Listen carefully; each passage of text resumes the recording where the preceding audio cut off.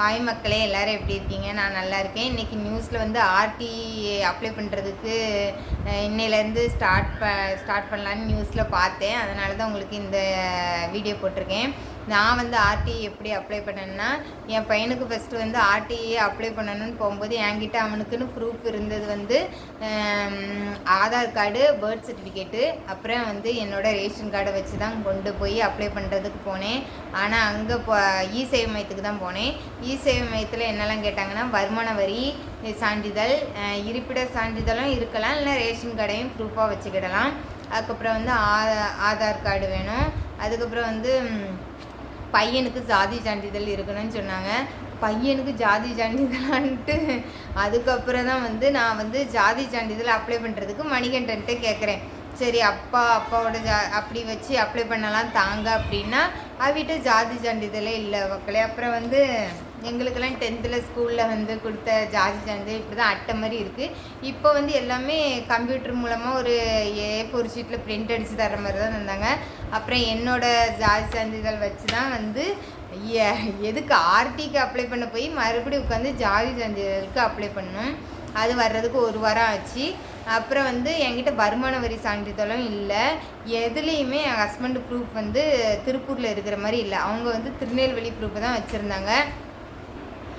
அவங்களோட ஆதார் கார்டே வந்து திருநெல்வேலி அட்ரஸில் தான் இருந்து. ஆனால் நான் திருப்பூரில் நாங்கள் இங்கே வந்த பிறகு தான் ஆதார் கார்டுன்னு ஒன்று எடுக்கிறதுக்கே வந்து ஃபஸ்ட்டு எடுத்தோம். அதனால் நான் வந்து ஆதார் கார்டு அட்ரஸ் மாற்றவே இல்லை. அதனால் எல்லா ப்ரூஃபுமே என் இதிலே நான் எடுத்துக்கிட்டேன். அதாவது என்னோடய ரேஷன் கார்டு என் பேரில் நான் எடுத்து குடும்ப உறுப்பினர்கள்ன்ட்டு இவியலை எல்லாத்தையும் சேர்த்துட்டேன். ரேஷன் கார்டில் என் பையன் பிறந்த 6 மாதத்துலேயே பர்த் சர்டிஃபிகேட்டை விட்டு சேர்த்து விட்டுட்டேன். அதனால் வந்து ஏன் இதை வச்சே இருப்பிட சான்றுன்னா இருக்குது பாருங்க. இருப்பிட சான்று ஏன் போட்டால் தான் இருக்கும். ஏன்னா என் ஆதார் கார்டை வச்சு நான் எடுத்துட்டேன். இருப்பிட சான்று, நான் வருமான சான்று என் இதை வச்சு தான் எடுத்தேன். இப்படி வந்து எல்லாமே என் பையனுக்கு வந்து ஜாதி சான்றிதழ் ஃபோட்டோவோட இப்போ வருது. எல்லாமே என் ப்ரூஃபை வச்சு கலெக்ட் பண்ணி ரெடி பண்ணுறதுக்கே வந்து அந்த டேட்டு முடிகிறதுக்கு ஒரு 4 நாளுக்கு முன்னாடி தான் எல்லாமே ரெடி ஆச்சு. ஆனால் ஏதோ வந்து கவர்மெண்ட்லேருந்து ஒரு 7 நாள்லேயே எனக்கு வந்து ஓகே ஆகி சர்டிஃபிகேட் எல்லாம் கம்ப்யூட்டர் பிரிண்டில் கிடச்சிருச்சு. இது மூலமாக நான் அப்ளை பண்ண என்ன இதெல்லாம்னா, பையனுக்கு வந்து ஃபோட்டோ இருக்கணும் அப்ளை பண்ணுறதுக்கு. ஃபோட்டோ, ஜாதி சான்றிதழ், அதுக்கப்புறம் வந்து ஆதார் கார்டு, பர்த் சர்டிஃபிகேட். இது வந்து பையன் ப்ரூஃபாக பையனுக்குன்னு ப்ரூஃப் இருக்கணும். நம்ம பேரண்ட்ஸ் வந்து இருப்பிட சான்று இல்லைன்னா ரேஷன் கார்டு, அதுக்கப்புறம் வந்து பேரண்ட்ஸோட ஆதார் கார்டு வச்சுக்கலாம். அதுக்கப்புறம் வந்து முக்கியமாக வருமான சான்று இருக்கணும். நான் வருமான சான்று வந்து எவ்வளோக்கு அங்கேயே இ-சேவை மையத்தில் அவங்களே போட்டு கொடுத்துட்றாங்க பார்த்துக்கோங்க. 1,80,000 ரூபாய்க்கு போட்டு தந்தாங்க. இதை வச்சு வந்து நாங்கள் அப்ளை பண்ணிட்டோம். 2 நம்பரில் அப்ளை பண்ணோம். ஒரு ஸ்கூலுக்கு ஒரு நம்பர்னு சொன்னாங்க. நான் என் நம்பரில் வந்து என் பாப்பா படிக்க பற்றியில் அது ஸ்கூலுக்கே அப்ளை பண்ணிட்டேன். ஏன்னா என்னோடய அட்ரஸ்லேருந்து 800 கிலோமீட்டரில் வந்து ஒரு 3 ஸ்கூல் பக்கம் இருக்குது. ஆனால் நான் வந்து 2 பெரிய ஸ்கூலை தேர்ந்தெடுத்தேன். 2னா ஒரு பெரிய ஸ்கூலு, ஒரு என் பாப்பா படிக்கிறது ஒரு மாடரேட்டான ஸ்கூலு. அது சின்ன ஸ்கூலு தான் மக்களே. அது அப்படி வந்து தேர்ந்தெடுத்து என்னோட மொபைல் நம்பரில் என்னோடய பாப்பாவுக்கு படிக்கிற ஸ்கூலை வந்து என் பையனுக்கு ப்ரிப்பேர் பண்ணி ஒரு இது போட்டோம். அதுக்கப்புறம் ஒரு பெரிய ஸ்கூல் காலேஜோடு இருக்குது. அந்த ஸ்கூலுக்கு வந்து என் ஹஸ்பண்ட் நம்பரில் போட்டோம். எங்கள் 2 பேர் போட்ட இதுலேயுமே என் பையனுக்கு கிடச்சிருச்சு. ஸ்கூலு வந்து ஆர்டியில் செலக்ட் ஆகிட்டான்ட்டு மெசேஜ்லாம் வந்துச்சு. ரொம்ப சந்தோஷமாக போனேன். ஃபஸ்ட்டு எங்கே போனேன்னா அந்த பெரிய ஸ்கூலுக்கு தான் போனேன். அங்கே வந்து ஃபஸ்ட்டே சொல்லிட்டாங்க, எல்கேஜி யூகேஜி நீங்கள் வந்து ஃபுல் ஃபீஸ் கட்டுற மாதிரி தான் இருக்கும். ஃபஸ்ட்டு ஸ்டாண்டர்ட்லேருந்து தான் பாதி அமௌண்ட்டு கட்டுற மாதிரி இருக்கும் அப்படின்ட்டு. எல்கேஜி ஃபீஸை கேட்டேன், 35,000 சொன்னாங்க. அதனால் ஓடியே வந்துட்டேன். சரி, வந்து இவனை ஒரு ஸ்கூலில் அவளை ஒரு ஸ்கூல்லன்னு சேர்த்துட்டு வந்து அலைய முடியாதுன்னுட்டு நான் வந்து எங்கள் பாப்பா படிக்கிற அந்த சின்ன ஸ்கூல்லேயே வந்து என் பையனுக்கு ஆர்டி கிடச்சா போதுன்ட்டு சேர்த்து விட்டுட்டேன். ஆர்டிலேயுமே வந்து நிறைய பேர் அப்ளை பண்ணியிருந்தால் குலுக்கல் முறையில் தான் எடுப்பாகலாம். அது வந்து எனக்கு தெரியல. குலுக்கல்னு சொன்ன உடனே ஐயோ இவ்வளோத்துக்கு நம்ம செலவு பண்ணோமே ஒரு 700-800 பக்கம் செலவு பண்ணிட்டேன். 2 ஸ்கூலுக்கு அப்ளை பண்ணால் வந்து 200 அந்த நேரத்தில் 200 எவ்வளோ கேட்டாங்க பார்த்துக்கோங்க. ஒரு ஸ்கூலுக்கு 200 2 ஸ்கூல் 400. அப்புறம் இந்த ஜாதி சான்றிதழ் வருமான சான்று இதெல்லாம் வாங்க 100 எல்லாம் அப்ளை பண்ணேன்னா அதில் இவ்வளோ செலவு பண்ணிட்டோமேன்னு நினச்சேன். ஆனால் வந்து எங்கள் பாப்பா படிக்கிற ஸ்கூலில் வந்து ஒரு 7 பசங்க தான் இந்த ஆர்டிஏ அப்ளை பண்ணியிருந்தாங்க. அந்த 7 பேர்த்தையுமே எடுத்துக்கிட்டாங்க.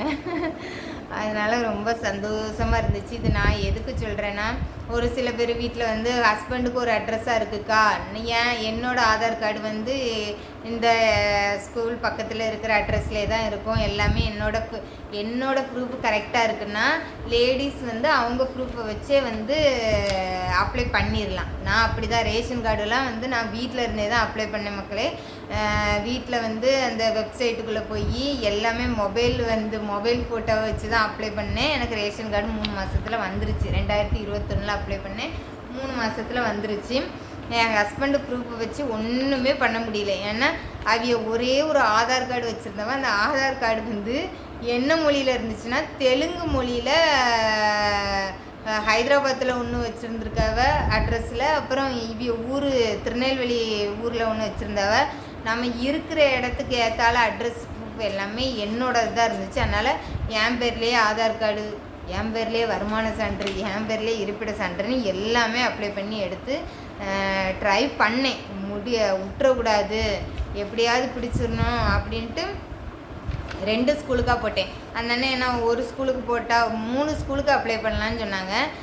நான் வந்து 2 ஸ்கூலுக்கு மட்டும் போடுவேன், எந்த ஸ்கூலில் கிடைச்சாலும் பையனை சேர்த்து விட்டுறலான்னு நினச்சேன். ஆனால் 2 ஸ்கூலுமே கிடச்சிருச்சு. இது மூலமாக என்ன சொல்ல வரேன்னா, இதில் வந்து சிங்கிள் பேரண்ட்ஸும் வந்து அப்ளை பண்ணலாம். அவங்க வந்து அதுக்குள்ளே ப்ரூஃப் வச்சு அப்ளை பண்ணான்னா கிடைச்சிரும்னு நம்பிக்கையில் அப்ளை பண்ணுங்க. ஒவ்வொருத்தங்களுக்கு பசங்களை வந்து ப்ரைவேட் ஸ்கூலில் சேர்க்கணும், ஆனால் வந்து நிறைய ஃபீஸ் கேட்குறாங்க அப்படின்னு இருக்கிறவங்க வந்து இந்த மூலமாக போனீங்கன்னா உங்களுக்கு வந்து பாதி ஃபீஸுன்னு தான் எல்லாருமே சொல்கிறாங்க. எனக்கு இன்னும் வந்து ஃபீஸ் கட் ஆகலை. ஆனால் எனக்கு ஒரு அக்காலாம் ஃபோன் பண்ணி சொன்னாங்க, ஃபஸ்ட் ஸ்டாண்டர்ட்லேருந்து வந்து ஃபீஸு இது பண்ணிடுவாங்கம்மா, பயப்படாத, எல்கேஜி யூகேஜியில் அப்படி தான் ஃபுல் ஃபீஸ் வாங்குவாங்கன்னு அப்படி சொன்னாங்க. அதனால் வந்து ட்ரை பண்ணுங்கள் மக்களே, இப்போ டைம் இருக்குது. உங்களுக்கு வந்து ப்ரூஃப் இல்லைனாலும் வந்து இப்போ அப்ளை பண்ணிங்கன்னா தேர்தல் டைமாக இருக்குது, அதுதான் இப்போ பெரிய இதாக இருக்குது. கண்டிப்பாக இப்போ ஒரு வேளை அப்ளை பண்ணாலும் கிடைக்க சான்ஸ் இருக்குது. அதனால் வந்து எல்லாமே இது பண்ணி வச்சுக்கோங்க. பையனுக்கு வந்து உங்கள் வீட்டில் குழந்தை இருந்துச்சுன்னா அந்த குழந்தைக்கு வந்து ஆதார் கார்டு இருக்கணும். ஆதார் கார்டு எந்த அட்ரஸில் குழந்தை இது இருந்தாலும் பிரச்சனை இல்லை. ஆனால் நம்ம பேரண்ட்ஸ் ப்ரூஃப் செட்டில் பண்ணுறோம் பார்த்தீங்களா, இருப்பிட சான்று அப்படி ரேஷன் கார்டு, அது வந்து ஸ்கூலுக்கு 800 மீட்டரில் இருக்கா இல்லைன்னா 1 கிலோமீட்டரில் இருக்கான்னு பார்ப்பாங்க. அதனால் பையனுக்கு பசங்களுக்கு வந்து ஆதார் கார்டு, அதுக்கப்புறம் வந்து அது என்னது வகுப்பு ஜாதி சான்றிதழ், அதுக்கப்புறம் வந்து நம்ம சப்மிட் பண்ணுற ப்ரூஃபு, இருப்பிட சான்று, வருமான சான்று, வேறு என்னது, அவ்வளோதான். இதெல்லாம் வந்து ரெடியாக. பேர்த் சர்டிஃபிகேட் நம்ம பிறந்தோடனே வாங்கிடுவோன்னு வச்சுக்கோங்களேன். அதனால் அதெல்லாம் இருக்கும். இதெல்லாம் ரெடி பண்ணிவிட்டு கம்பல்சரி இ-சேவை மையத்தில் போய் அப்ளை பண்ணிடுங்க. அவங்களே எல்லாமே ஃபில் பண்ணி எல்லாம் அப்ளை பண்ணி கொடுத்துருவாங்க. 100 150 200 எந்த ஸ்டேஜில் வாங்குவாங்க. ஒரு 200 போனால் போது, திடீர்னு ஸ்கூலில் கிடச்சிருச்சுன்னா போச்சு பற்றியில. அதனால் அப்புறம் நான் இன்னொரு ஸ்கூல்லையுமே கேட்டேன். ஒரு சின்ன 1லேருந்து 5ஆம் கிளாஸ் வரை வந்து அந்த ஸ்கூலு நர்சரி ஸ்கூலோ அதுலேயுமே வந்து எல்கேஜி யூகேஜிக்கு நீங்கள் ஃபீஸே கட்ட வேண்டாம், ஃப்ரீயாகவே இது பண்ணிக்கிறோன்னாங்க. ஆனால் அது கொஞ்சம் தூரமாக இருந்துச்சு பார்த்துக்கோங்க. அதனால் வந்து என்னால் வந்து அதில் சேர்க்க முடியல. இது வந்து எங்கள் அப்பாலாம் கூட்டிகிட்டு வர்றதுக்கு சவகாசமாக இருக்கும். அவனை சேர்த்து விட்டு 2 மாதத்தில் நான் கிட்னி ஃபெயிலியர்னு இதாகிட்டேன். ஆனால் இந்த ப்ரூஃபெல்லாம் ரெடி பண்ணுறதுக்குள்ளே நான் படாத பாடுபட்டேன். ஏன்னா வந்து என்னால் வந்து கொஞ்சம் தூரம் கூட நடக்க முடியாது பார்த்துக்கோங்க. மூச்சு வாங்கிக்கிட்டே இருக்கும், ரொம்ப ஹார்ட் படன்னு துடிச்சிக்கிட்டே கொஞ்ச நேரம் இருந்து பக்குன்னு துடிக்குமா. அதை வந்து சாந்தப்படுத்திட்டு ஒரு 10 ஸ்டெப் நடக்கிறதுக்குள்ளே மறுபடியும் பக்குன்னு துடிக்க ஆரம்பிச்சிடும். அந்த மாதிரி ஹெல்த் இஷ்யூவில் தான் எப்படியாச்சும் இந்த சான்ஸை விட்டுறக்கூடாதுன்ட்டு தான் நான் அலைஞ்சி ஒவ்வொரு ப்ரூஃபே ரெடி பண்ணி லாஸ்ட்டில் டேட்டு முடிகிறதுக்குள்ளே அப்ளை பண்ணி இது பண்ணிட்டேன். அதனால் 2 மொபைல் நம்பரை வச்சு பக்கத்தில் இருக்கிற 2 ஸ்கூலுக்கு அப்ளை பண்ணிடுங்க. இது வந்து கண்டிப்பாக ஷேர் பண்ணணும்னு நினச்சேன். வந்து இது பண்ணிட்டேன். அது வந்து ப்ரைவேட் ஸ்கூலில் வந்து 25% இடஒதுக்கீடு வந்து இந்த மாதிரி பக்கத்தில் இருக்கிற ஏழை எளிய பசங்களுக்கு கொடுக்கணும். அதுதான் வந்து இடஒதுக்கீடு. ஃபீஸ் கேட்கக்கூடாதான். ஆனால் அவங்க வந்து டியூஷன் ஃபீஸா புக் ஃபீஸ் இந்த மாதிரி ஃபீஸ் கேட்பாங்க போல். அதுக்கு தான் வந்து ஒரு அமௌண்ட்டு வாங்கிடுவாங்கன்னு நினைக்கிறேன். அதனால் ட்ரை பண்ணி பாருங்கள். கண்டிப்பாக ஏதாவது டவுட் இருந்துச்சுன்னா என்கிட்ட கமெண்டில் கேளுங்க. சப்ஸ்கிரைப் பண்ணுங்கள் மக்களே. பாய் மக்களே.